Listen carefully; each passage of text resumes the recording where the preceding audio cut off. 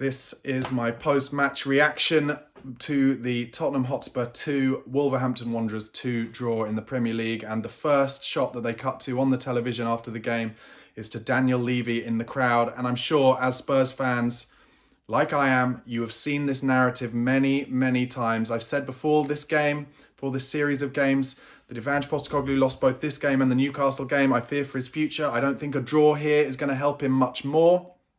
For me, I will go through the kind of minute by minute what happened in that game and what I thought of the players' performances. But for me, that was dog poor from Tottenham Hotspur. I thought they were so average.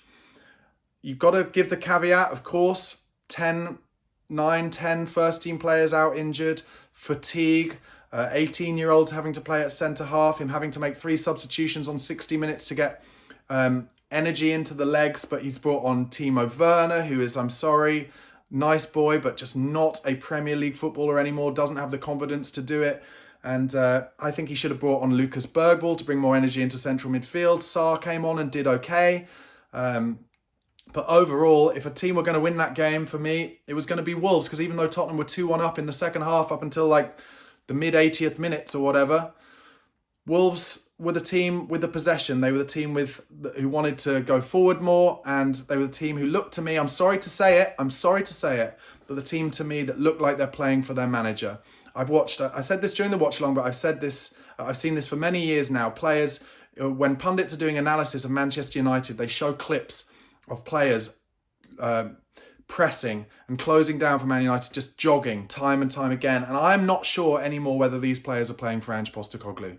I'm sorry to say it, but I'm just not sure anymore. The press is just never together, and we are one-paced. The only players we have pace really in the squad, I can't count Sonny on that list anymore. And Sonny, I have to say, he was brought off early.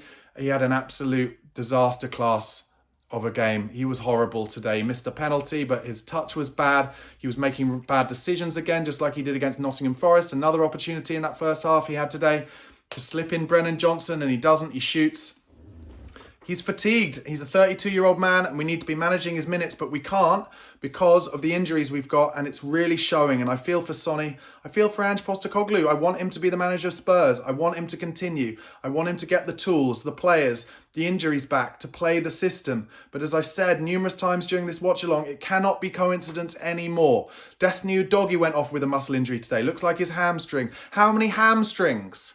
More hamstring injuries have gone down for Spurs in this 2 years when Ange Postecoglou has been manager than I can remember us having hamstring injuries in the previous 10 years. It cannot be coincidence anymore. And I get a lot of people in the comments being angry with me for saying this. But give me the answer then. Why are we the only club suffering with muscle injuries like this, of this many? It's completely mad. And it has to be down to the relentlessness of Ange Postecoglou's match style and training style. Now, you can say to me, get the physios changed or whatever, but physios are there to recover injuries. The injuries that are happening in the first place, in my opinion, and I'm not an expert, but they're because of what's happening in training and what's happening in matches. Anyway, just so frustrating, but everything when I'm watching Spurs at the moment just feels inevitable. It's one of those downward spirals that I've seen so many times when managers are in their last legs at Tottenham Hotspur, and they cut to Daniel Levy at the end there. And he gave a big sigh and he looks frustrated. And there were reports, weren't there, this week that Spurs were looking at Terzic, the ex-Dortmund coach. And it would not surprise me if succession planning is happening at the moment. And Newcastle will not be as toothless as Wolves were on the 4th of January. And Liverpool certainly won't be. And they're the next 2 games we've got at home. I'm just worried about it all. I really am. Anyway, in terms of what happened in the game, slowish start to the game. Spurs gave away a bit of a half chance in the first minute, but nothing came of it. Some good defending in the 5th minute from Archie Gray. He had to slide tackle to get the ball out for a throw-in, but a free kick earlier in that move was given, and that was a free kick that Wolves ended up opening the scoring from in the 6th minute. They took it short, rolled it across to Hwang on the edge of the box, and he curls it into the far corner, in off the post. 1-0 Wolves after 6 minutes. Spurs then equalised in the 11th minute. One of the few positives from this game. Rodrigo Bentancur played well, but and he was the one who scored from a corner, an outswinger, I think from Pedro Porro. Bentancur with a great near post header. But of course, Rodrigo Bentancur, we knew he was on a tightrope with another booking ruling him out of the next game, and he got that later on in the game. So that's disappointing. He will miss the Newcastle game, and we are devoid of options in midfield at the moment, and at the back, and everywhere, frankly. Anyway, 13th minute, after we've equalised in the 11th, Wolves shot just wide from Cunha after Dragoshin passed the ball straight to him. Kulusevski then gives away another dangerous free kick in the 15th minute, but came to nothing, hits the wall. Fraser Forster went down injured in the 20th minute with an injury. That looked worrying, but he carried on. Johnson in the 22nd minute got in down the right after a good ball from Dragoshin, but the cross was cleared for a corner. From that corner, Dragoshin had a good header just wide of the far left-hand post. 26th minute, a booking for Bellegarde, stopping a Deki Kulusevski attack.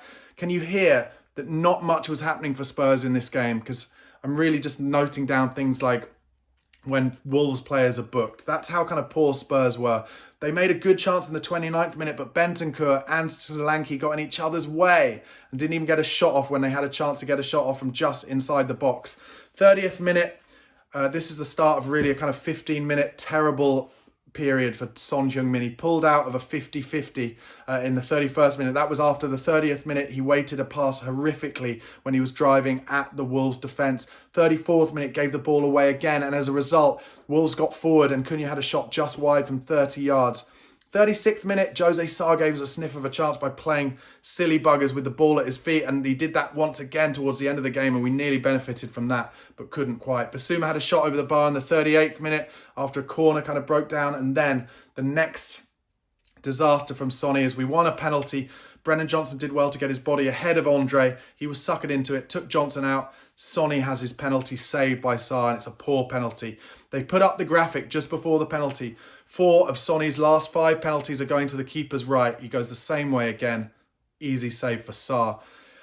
Yellow card for Semedo in added time, and then a goal from Brennan Johnson, all made by Rodrigo Bentancur. He took the game by the scruff of the neck, said, fuck it, I'm going to do this on my own. Picked up the ball from his back line, did a little 1-2, and then the ball falls to Deki Kulusevski, drives into the box, cuts back, lays it to Brennan Johnson, who finishes as well. So we're 2-1 up at half-time, and you think, can Spurs push on, get a third, and make this comfortable? Well, the answer, frankly, was no. The second half was so bitty and so boring and so ugly.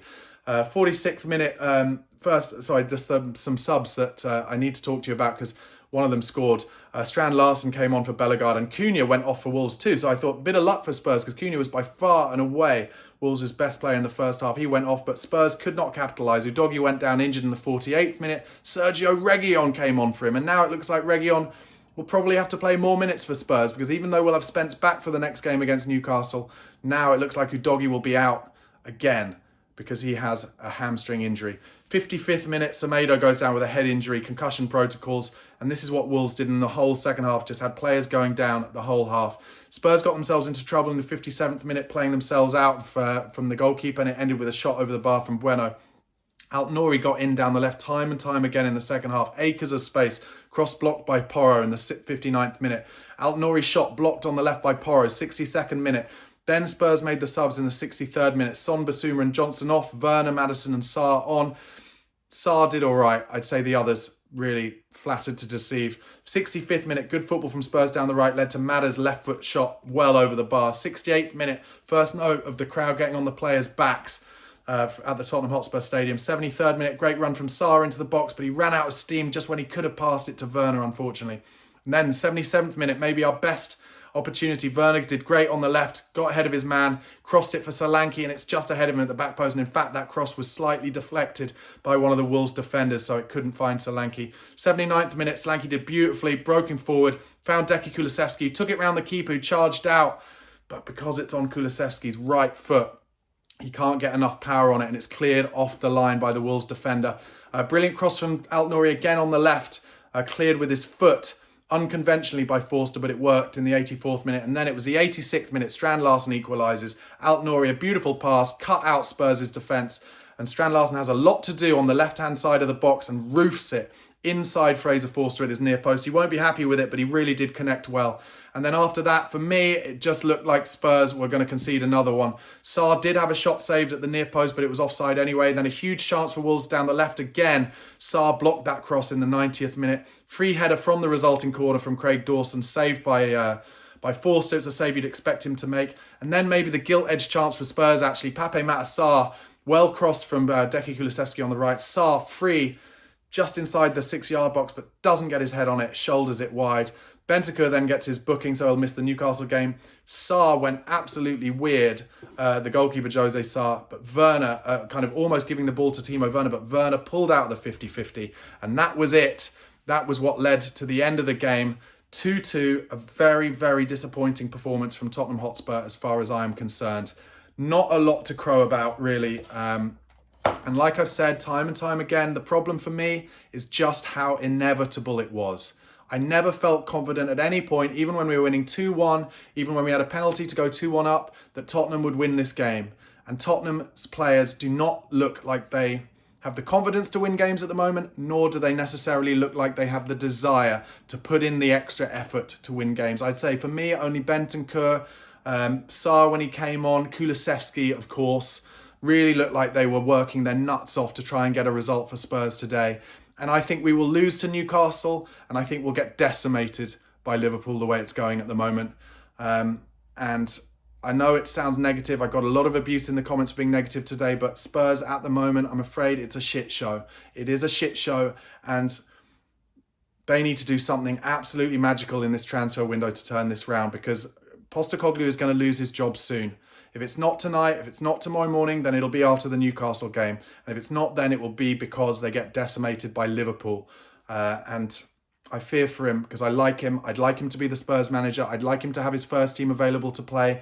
I'd like those rhythmic moves around the pitch to be back on like they were in the first 10 games of last season. But truth is, since that Chelsea game, after 10 games last season, it has been horrible.